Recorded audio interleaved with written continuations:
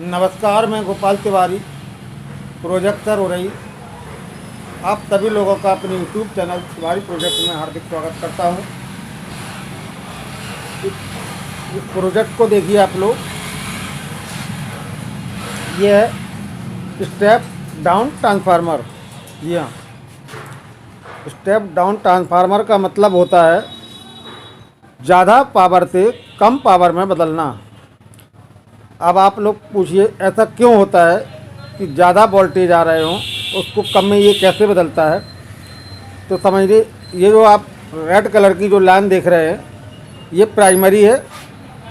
Primary में टर्नों की संख्या इतनी अधिक होती है और आउटपुट यानी कि सेकेंडरी जो आप ग्रीन कलर की देख रहे हैं, सेकेंडरी में टर्नों की संख्या कम होती है।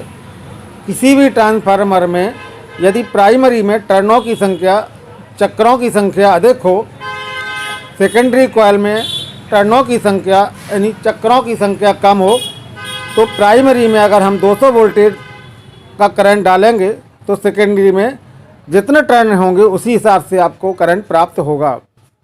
इस प्रकार के ट्रांसफार्मर जो स्टेप डाउन यानी कि ज़्यादा वोल्ट से कम वोल्टेज में बदलने वाले होते हैं उनको स्टेप डाउन ट्रांसफार्मर कहते हैं।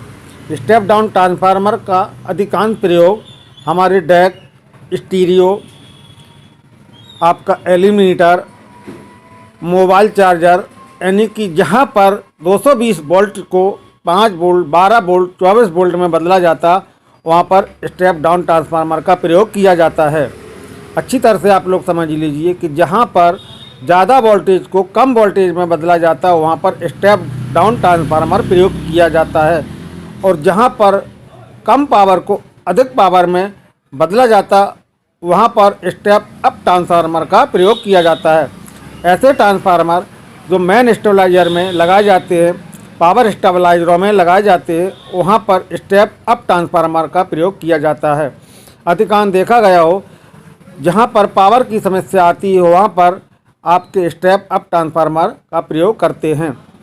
स्टेप अप ट्रांसफार्मर में अधिकांश प्राइमरी की संख्या कम होती और सेकेंडरी की संख्या ज़्यादा होती है। यानी जो प्राइमरी कॉइल है इसमें रेड वाली, इसकी संख्या टर्नों की कम होगी, ये प्राइमरी, और सेकेंडरी में टर्नों की संख्या अधिक होती है।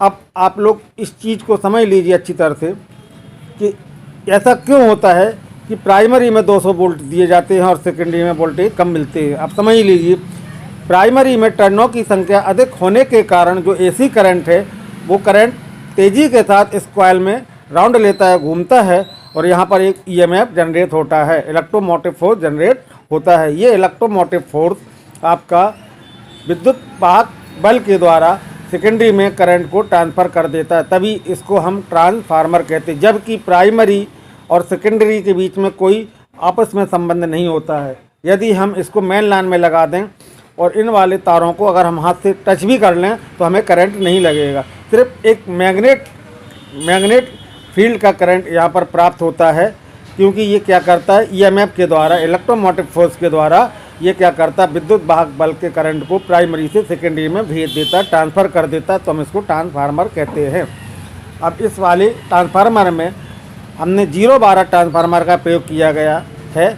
यहाँ पर प्राइमरी की संख्या अधिक होने के कारण इसमें 220 वोल्ट दिए गए हैं और यहाँ पर हमें 0-12 वोल्ट प्राप्त हो रहे हैं।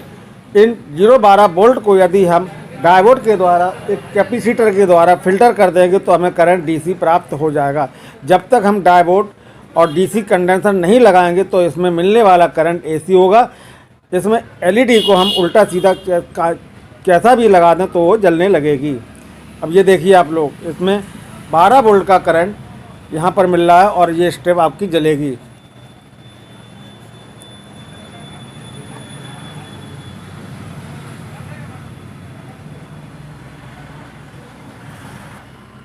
ये देखिए आप, यहाँ पर हमने 200 वोल्ट का करंट, 220 वोल्ट का करंट दिया है और सेकेंडरी में हमें 0-12 वोल्ट मिल रहा है। ये जो आप ब्लिंकिंग देख रहे हैं, ये ब्लिंकिंग टाइप की हो रही है। ये ब्लिंकिंग होने का एक ही रीज़न है, यहाँ पर हम डायोड का प्रयोग करें और कैपेसिटर का प्रयोग करें तो ये ब्लिंकिंग नहीं होगी, क्योंकि इसमें आप उस AC पल्सेस पहुंच रहे हैं तो ये LED हमारी ब्लिंक कर रही है। तो देखिए आप लोग, यहाँ पर हमें 0-12 वोल्ट प्राप्त हो रहे हैं, जबकि 220 हम इसमें दे रहे हैं और 0-12 वोल्ट प्राप्त हो रहा है। अतः आप लोग समझ लीजिए कि ये स्टेप डाउन ट्रांसफार्मर का कंप्लीट पूरा थ्योरी है, कंप्लीट पूरा सिस्टम है।